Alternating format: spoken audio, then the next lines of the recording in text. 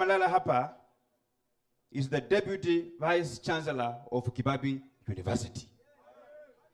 Alafu yule mtu ambaye anaripoti kwake anakaa pale anazungumza kidogo na anaondoka anarudi, badala asindikize, badala apeleke his deputy amweke kwa kaburi, anatoka anaenda. I want to call the DCI that if you begin investigating the death of Professor Siamba, you must begin with the Vice Chancellor of Kibabii University. Kwa sababu huwezi, hiyo ni heshima ambayo ni mbaya zaidi. I cannot go to bury a person who is my principal assistant, then I leave before the burial ceremony is conducted.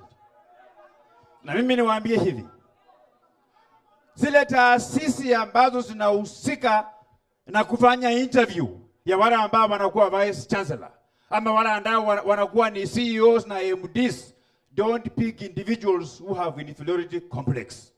When you have an individual with an inferiority complex as the head of the institution, he begin to mismanage those who are intelligent, those who are under him.